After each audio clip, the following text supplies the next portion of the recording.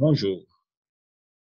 Dans cette deuxième capsule, sous-capsule vidéo, troisième, nous allons parler d'un deuxième outil consacré, du moins, à l'usage des auditeurs en charge de l'audit organisationnel. Il s'agit de l'outil d'analyse des liens hiérarchiques, fonctionnels et des relations externes. Sachez qu'on a d'abord, ou alors, il y a un autre outil très important qu'on a déjà eu à produire dans le cadre de cette formation, que vous pouvez consulter par ailleurs sur notre chaîne YouTube, de l'analyse de l'organigramme. Alors, en ce qui concerne l'analyse des liens hiérarchiques, fonctionnels et des relations, le grand titre de cet outil, c'est encore guide d'audit organisationnel, structure organisationnelle, la manière de proposer le code ne change pas, mais vous pouvez trouver meilleur. Il y a la rubrique analyse des liens hiérarchiques, fonctionnels, relations externes. L'autre outil, à ce niveau, on avait plutôt parlé de l'analyse de l'organigramme. Même en tête, même précaution, cabinet d'audit, M2ACG, entité auditée, c'est l'Institut LPLCOP. L'auditeur ici, c'est Jean-Robert Tikota, GRT. On peut en avoir plusieurs. Nombre de pages de cet audit, encore une fois de plus, on aurait pu être comme ça à la deuxième page sur un total de 4. Donc, ça, c'est vraiment des exemples d'illustration. Alors, ici, un élément nouveau, c'est que cet outil, on va le présenter par sous-rubrique. Entendu que la grande rubrique, c'est quoi? La principale rubrique, la rubrique centrale, c'est l'analyse des liens hiérarchiques, fonctionnels et relations externes.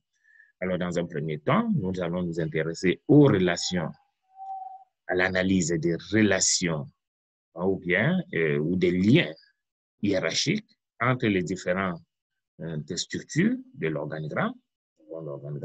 Donc, vous avez déjà compris que à partir de ce niveau, il est important de signaler que cet outil ne va être utilisé efficacement que lorsque nous avons déjà procédé à l'analyse de l'organigramme.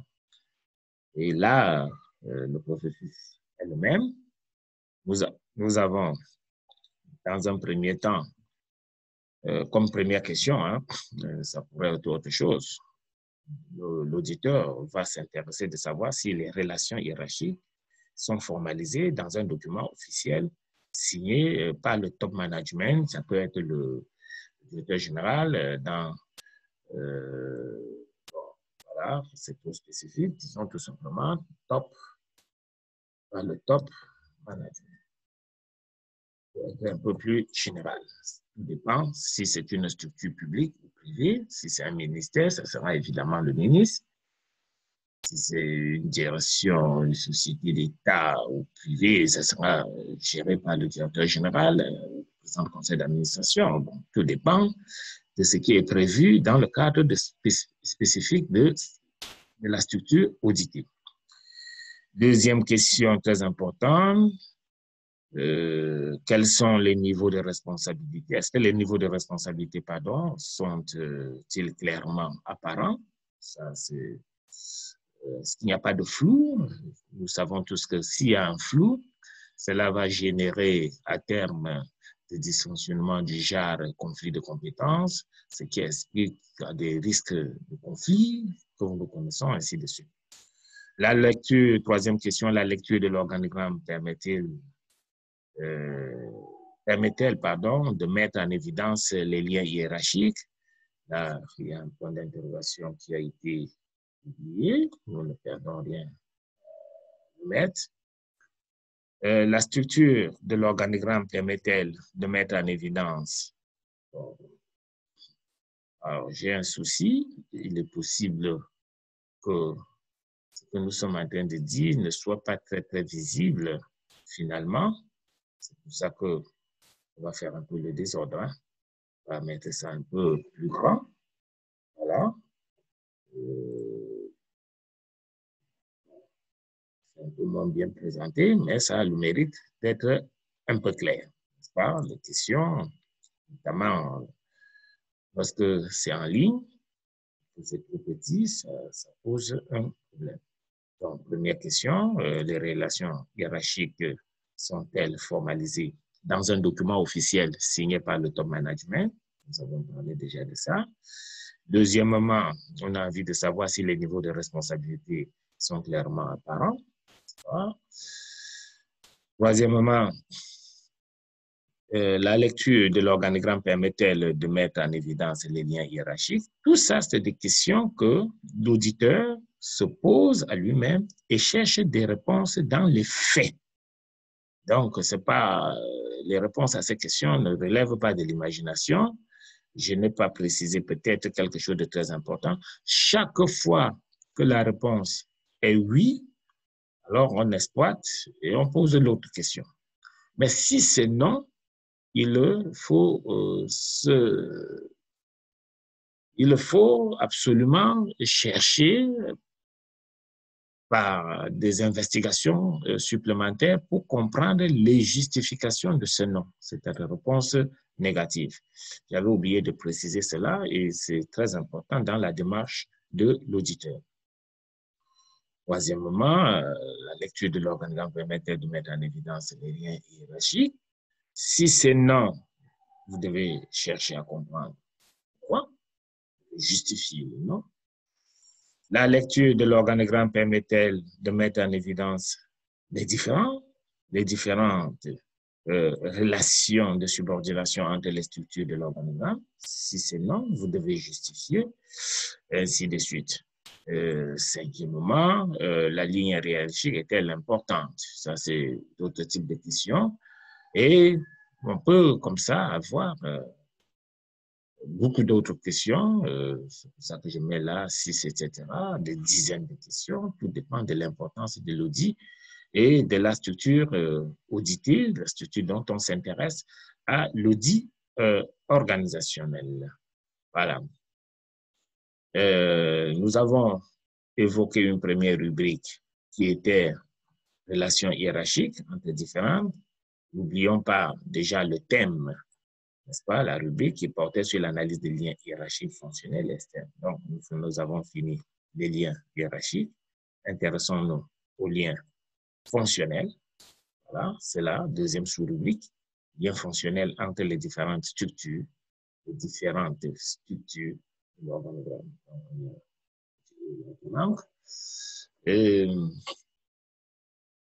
Alors,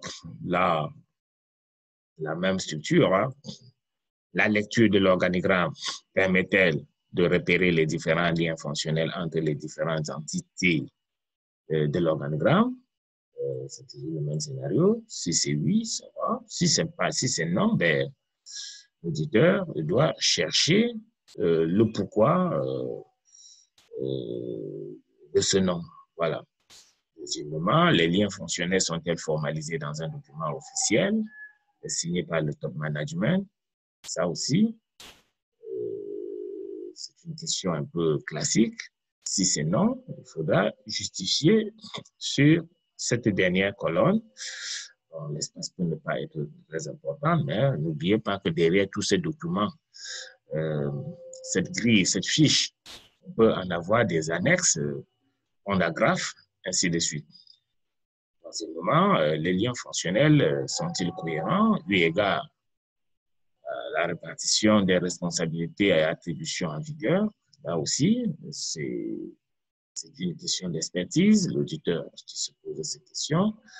Et puis, bon, voilà, il peut multiplier les questions comme ça à l'infini, bon, proportion gardée. Troisième rubrique, il s'intéressera donc aux relations externes. C'est la même chose, hein. Ce qui diffère, c'est le type de questions. Il faut poser des bonnes questions. Parce que si vous ne posez pas des bonnes questions, vous aurez forcément de mauvaises réponses. Et les mauvaises réponses n'aident pas dans le cadre d'un travail de ce type qui se veut rigoureux, scientifique, tout ce que vous voulez. Existe-t-il des structures au niveau de l'organigramme qui ont des relations externes avec d'autres organismes ou partenaires? Ça aussi, il faut le savoir parce que vous savez que c'est une question très importante. Une structure, une organisation qui a une forte collaboration avec l'extérieur, cela va présenter forcément un autre type de risque. Nous en avons eu à en parler en d'autres circonstances. En tout cas, dans le cadre de cette formation en audit organisationnel.